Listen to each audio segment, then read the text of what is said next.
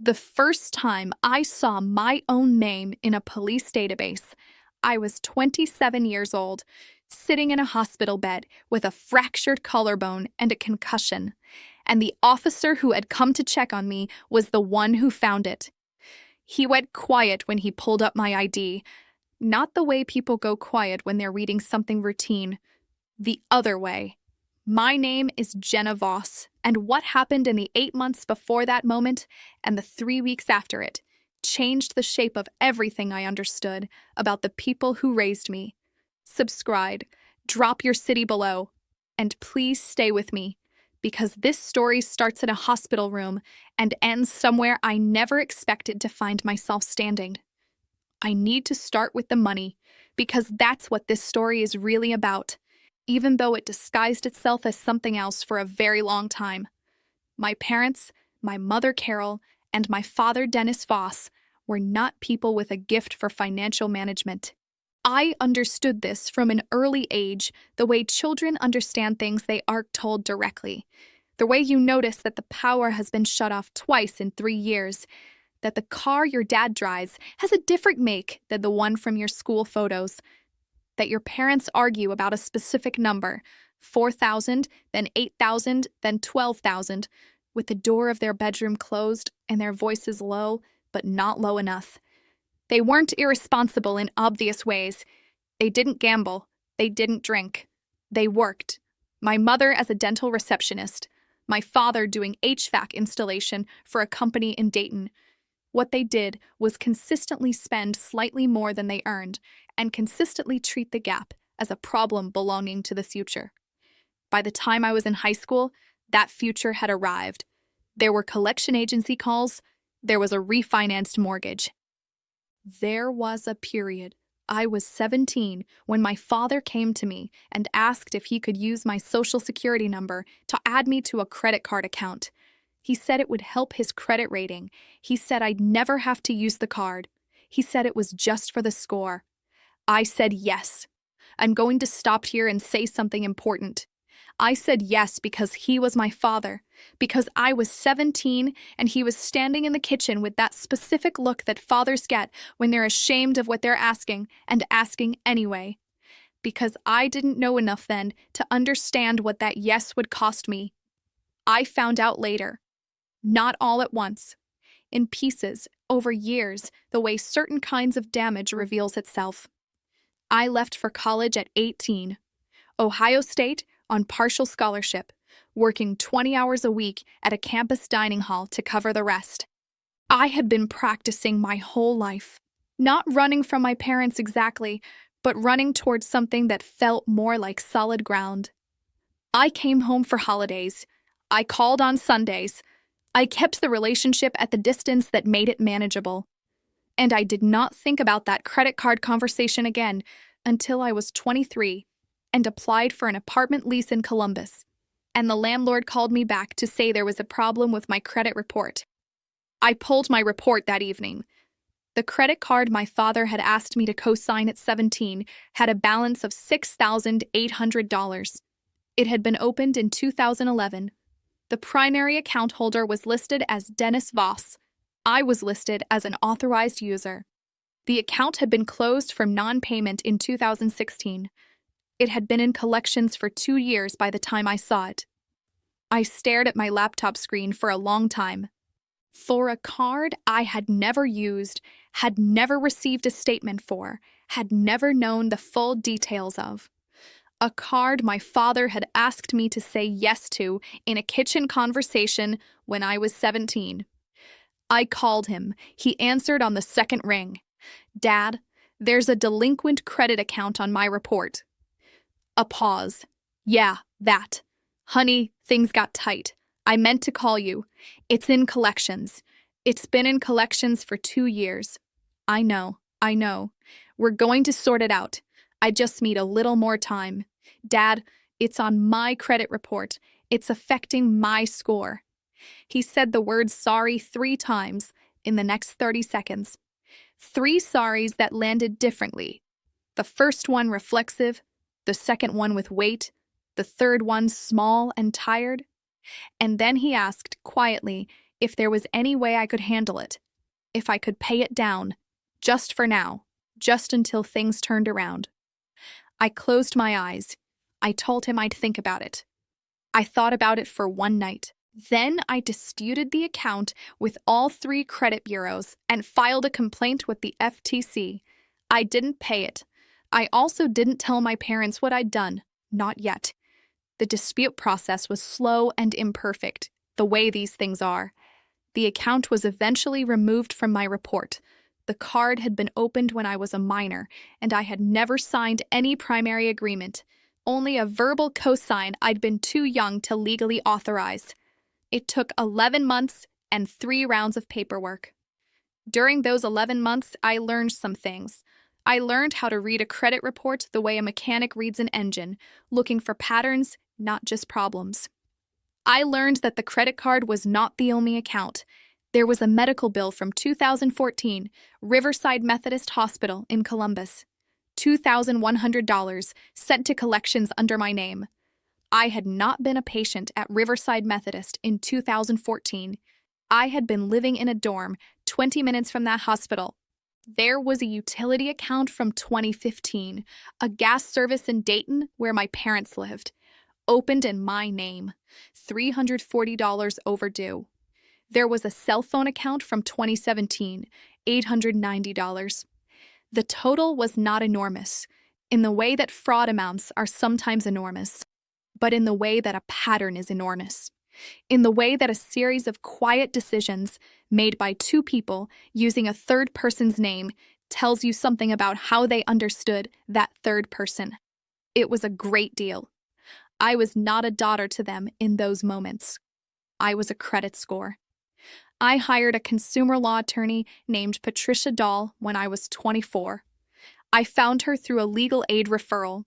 She was 49 years old, worked out of an office in a converted Victorian house in Clintonville, and had spent 15 years handling exactly the kind of thing I was bringing her. I spread my documentation across her conference table. The credit report with the disputed accounts, photographs of the collection notices, my own notes organized by date going back to the kitchen conversation at 17. Patricia looked at all of it. Then she said, "How much of this do your parents know that you know?" "Nothing," I said. She nodded. "Good. Let's keep it that way while we finish building the picture." Over the next 6 months, Patricia and I documented everything. We obtained full credit report histories from all 3 bureaus.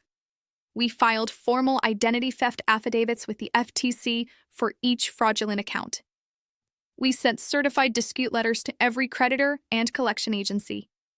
The medical bill from Riverside Methodist was the one that required the most work.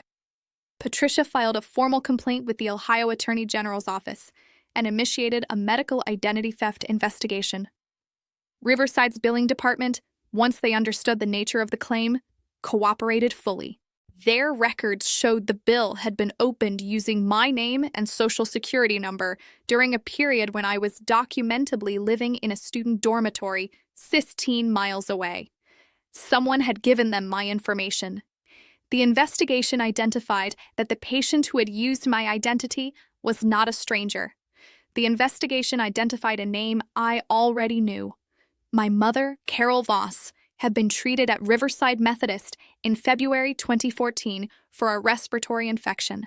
She had given the admitting nurse my name, my date of birth, and my social security number. She had listed herself as me. The bill had been sent to my parents' address. When it went to collections, my parents had not responded because it was in my name. I sat in Patricia's office when she told me, and I didn't say anything for a while. There's a particular kind of grief that comes from discovering that something you suspected is true. It's not surprise. It's a slow-motion confirmation. The thing you hoped you were wrong about turns out to be exactly what it looked like. My mother had used my identity to receive medical care and then allowed the resulting debt to damage my credit history for years. She had done it without asking. She had said nothing. She had let me go to college and work 20 hours a week and dispute a credit card account and file FTC complaints while carrying this in her name, my name, like it was nothing. Patricia asked me what I wanted to do. I thought about that for a long time. Then I told her. We were not ready to act immediately. Patricia was careful about that. We had strong documentation, but the formal identity theft process required a police report. And filing a police report against your own parents for a crime that had occurred 4 years earlier was not something you do without making sure everything was in order. So I waited. I went back to my life in Columbus. I got a better apartment. My credit score had been restored enough for that. I worked. I dated someone for 8 months and then didn't. I called my parents on Sundays and kept my voice normal. And I waited. Then, in March of my 27th year, I got into a car accident on Broad Street. It was a Tuesday evening, 6:30. A light that turned green and a delivery van that didn't stop. The impact was on my passenger side, and I took most of it through the seatbelt and the window frame. They transported me to Ohio Health Grant Medical Center. The attending nurse went through my intake form. She asked for my ID, my insurance information, next of kin. I gave her my ID. I gave her my insurance card. I had my own, through my employer, a tech company where I'd been working for 2 years. I listed Caro, my best friend, as my next of kin. I did not list my parents. This was not accidental. They put me in an observation room. The concussion required monitoring. My collarbone had a clean fracture. I was going to be there overnight. Somewhere in the first 2 hours, through the haze of medication and the noise of the hospital floor, a nurse mentioned that a police officer would be coming by to take an accident report. His name was Officer Marcus Wedd. He was 31, methodical, the kind of officer who takes notes in small, even handwriting and asks follow-up questions because he's actually listening to the answers.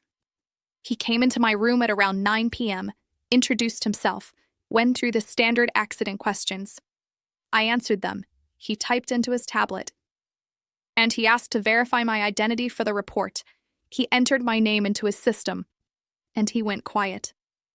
Not immediately. There was about 5 seconds where he was just looking at his screen. And then he looked at me, and then back at the screen, and then he said, carefully, "Miss Moss, are you aware that there's a missing persons report filed under your name?" I stared at him. A missing persons report. When? I asked. He checked the date. Filed 6 months ago. October of the previous year. October. October was when I had told my parents I was cutting contact for a while. I had called them on a Sunday, the same Sunday ritual I'd kept for years, and I had told them, calmly, that I needed some time and space, and that I would reach out when I was ready. My mother had cried. My father had tried to negotiate. I had held my position. And apparently, 6 months later, they had filed a missing persons report. Not immediately after the call. 6 months later. Why 6 months later? Officer Webb was still looking at his screen. He said, gently, "There's a notation in the report. The reporting party indicated that you had stopped paying a medical bill, and they were worried you might be in danger." I closed my eyes. There it was. I had been cutting off contact, my own legal right as a 26-year-old adult. And my parents, rather than acknowledging that, had filed a missing persons report. Not out of fear. The timing told the story. They had filed it when I stopped answering, when the silence became expensive, because the silence meant no one was available to absorb the bill. I want to be precise about something here. Under U.S. law, an adult who chooses to stop contact with their family cannot be compelled to resume it. When police locate an adult who has been reported missing, and that adult is clearly safe and competent, the police's obligation is only to confirm the person's welfare, not to disclose their location to the reporting party, not to compel any contact. Officer Webb confirmed this with me, directly in that hospital room.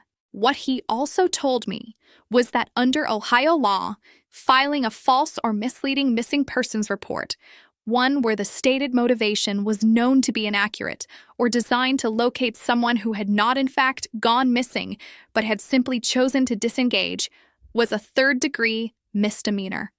He said this carefully, not as a threat, as information. I asked him if I could make a phone call before he completed the report. He said yes. I called Patricia Dahl at 9:23 p.m. She answered on the second ring. I told her where I was and what Officer Webb had told me. She said, "We were waiting for the right moment. This is the right moment." She told me what to do. Officer Webb was patient.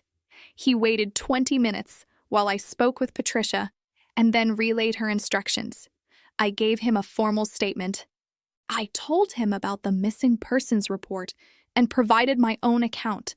An adult who had exercised her legal right to limit contact with family, consistent and documentable over 6 months, employed, living at a known address, in no danger whatsoever.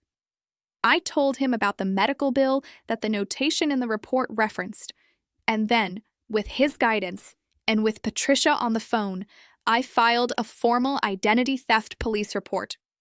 Right there, in the hospital room, with my collarbone fractured and a concussion on the chart. Webb took the report. I gave him Patricia's contact information and told him she had 6 years of documentation ready to transfer. He wrote down her number in his small, even handwriting.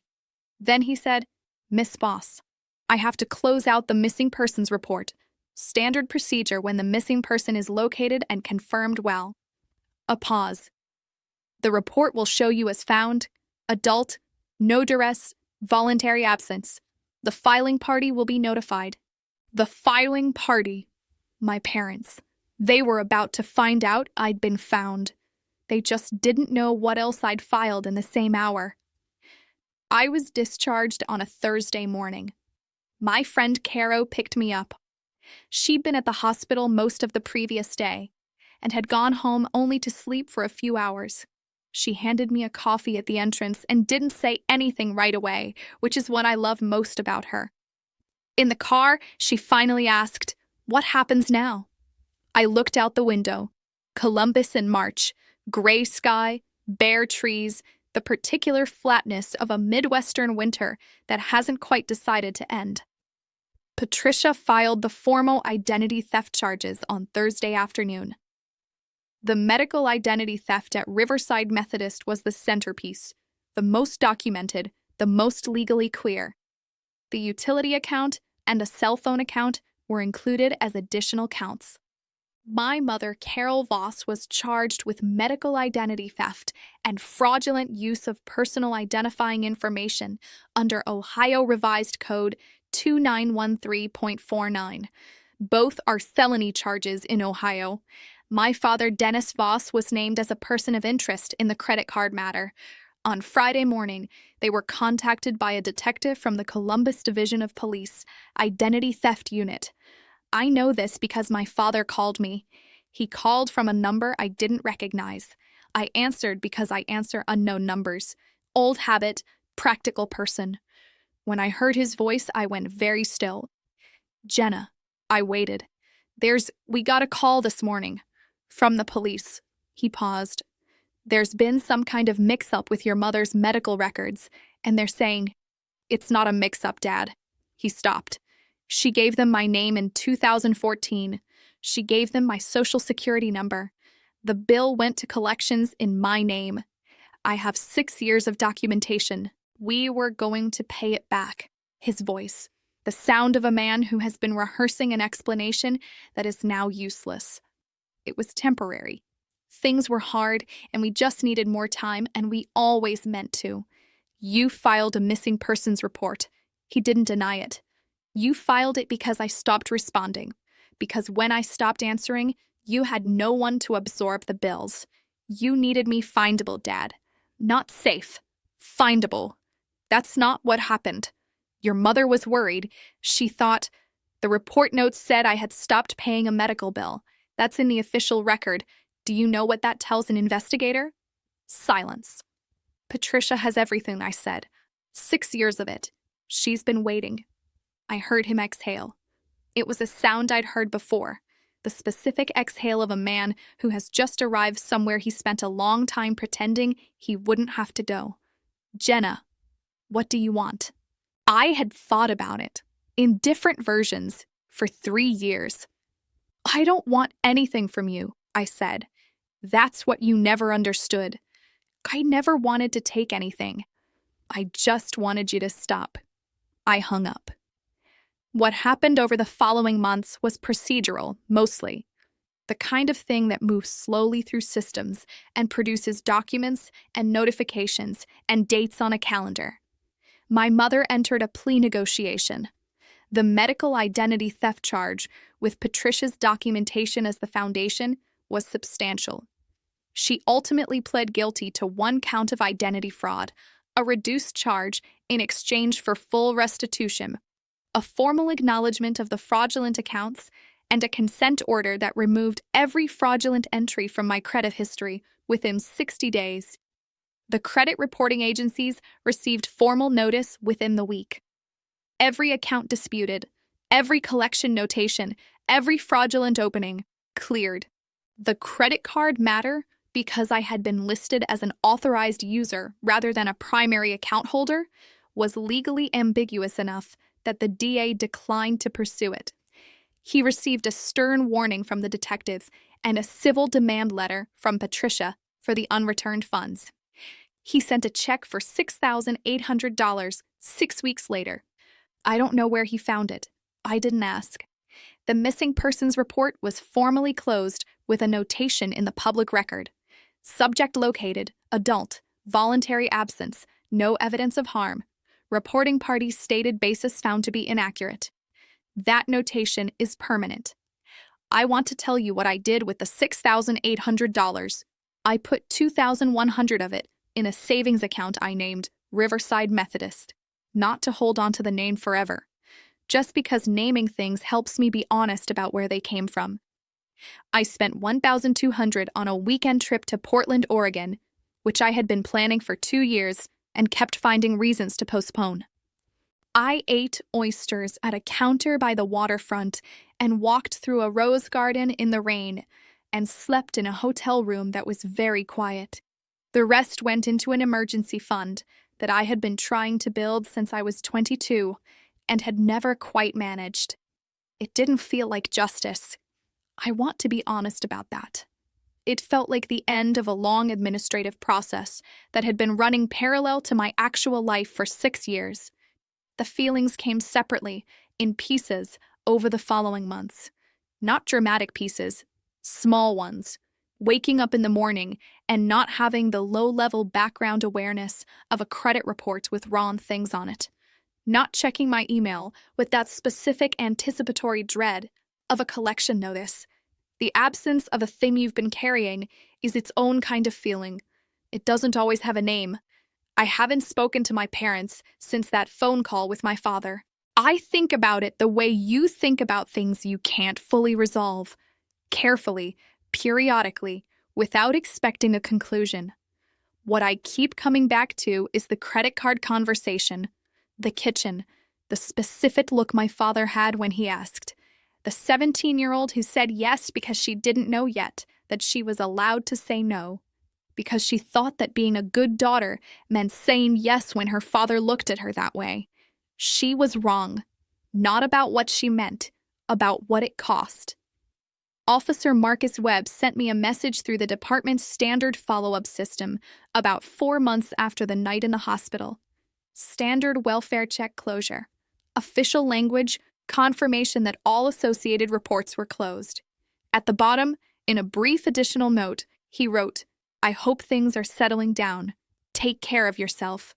I saved that message because it's the kind of thing that shouldn't go unnoticed. A person doing a thorough job and then going 1 sentence further because they thought it might help. 4 minutes and 31 seconds. 1 phone call. A notary in a navy bag. An officer who went quiet when he read a screen. The people who change things are often not who you expect. Sometimes they're just doing their job and doing it fully. There's one more thing. When I was 24, during the documentation phase, Patricia asked me to go through everything one more time and confirm the first instance of financial harm I could document. The credit card, opened 2011. I was 17. Then she asked, before that, was there anything?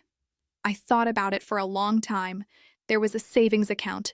My grandmother, my father's mother, who died when I was 15, had left me $4,000. My parents had set up a custodial account when I was 12. It was supposed to transfer to me at 18. When I turned 18, I asked about it. My father said it had been used for household expenses, that they always meant to pay it back. I had let that go. I was 18, I was leaving for college. I didn't have the capacity to fight it, and I didn't think it was fighting I was supposed to do.